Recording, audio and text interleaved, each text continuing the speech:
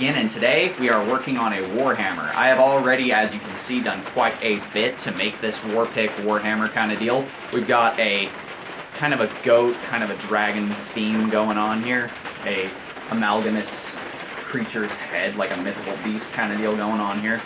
This was originally a massive wrench that my dad picked up at a yard sale, and I recently started live streaming over on Clapper.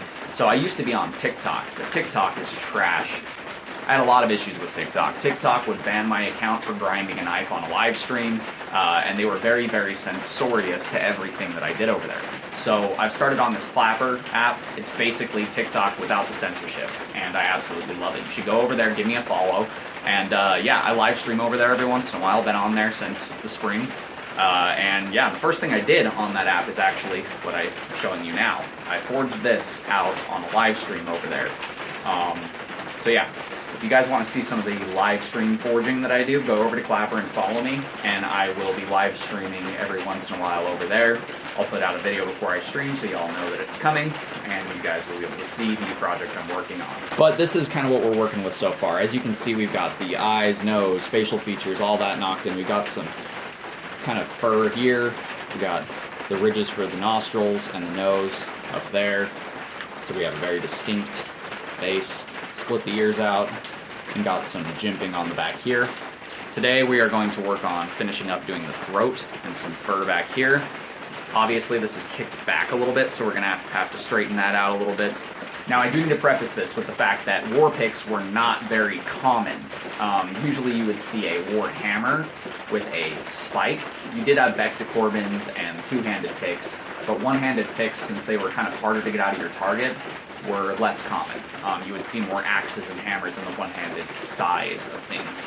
But I wanted to make a one-hand, or you can use it two-handed.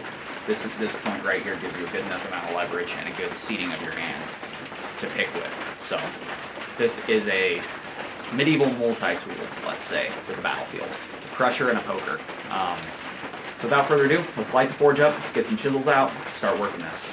So the first thing we're going to do is we're going to take a flat chisel and we are going to punch in a line for our throat here.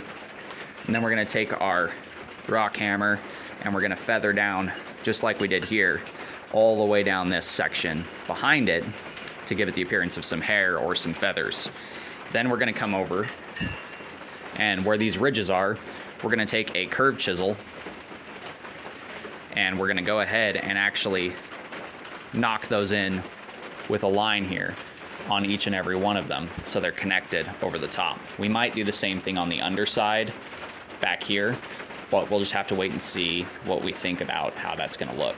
We're also going to take a flat chisel and we're going to put some lines around this. We're going to take our diamond punch and punch some markings on either side of this.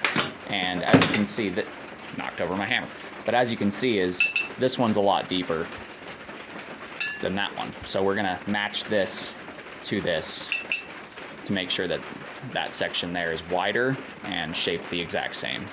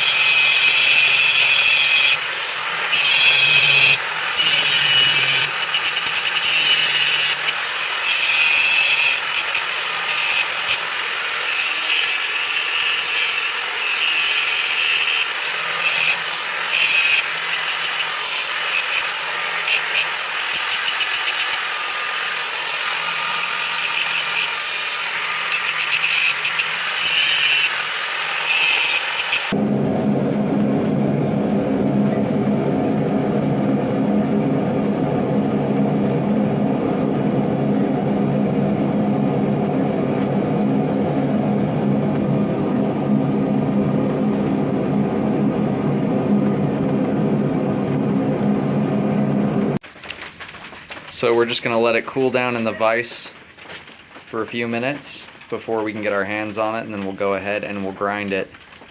As you can see, got that nice hammer face. It's nice and flat. And we got that nice pointy spike. And obviously we're gonna clean things up, but we're gonna leave a very forged look to this. I'm not gonna do much polish work on this. I'm just gonna do enough to knock the first layer of scale off and leave most of that forged scale on there. So I have now gone ahead and gotten our cleanup work done. Like I said, I'm gonna leave a very forged look to this. Just shined it up enough to really accentuate all those features, really drive home the look of it from a distance. You can see all of that detail work really pops. We smoothed up the face. We're gonna leave some grinder marks in here just so it looks scraped up and worn. And then we've sharpened up our point as well. And everything really pops now that it's all shined up. All the details on that really look really good. Now all that's left to do on this is to go ahead and wrap the handle. So I'll go ahead and do that, and then I'll get back to you guys here in just a sec. Just wanted to give you guys a close-up of our finished project here before the end of the video. So we've got all of our features on here. We've got the furring and feathering, got the jawline, the mouth, the nose, eyes, which are 2 different depths, got cutouts for ears or horns, got some jimping on the spike itself just for effect, and it is all 100% forged to shape. We've got our, you know, big old dip down here. And the reason I did that is if you want to hold it with 2 hands, you could do that. Using this for your finger gives you a real nice, comfortable indexing point on either side of that. So you could use it with both hands. But yeah, that is our finished crazy piece right here. So this is going to be a blast to test out. If you guys liked the video, do me a favor, do that thing right there. And until next time, God bless, stay sharp out there. If you're looking for a custom sharp object, warhammer, war axe, polearm, whatever, check out my Etsy store. The link will be at the end of the video.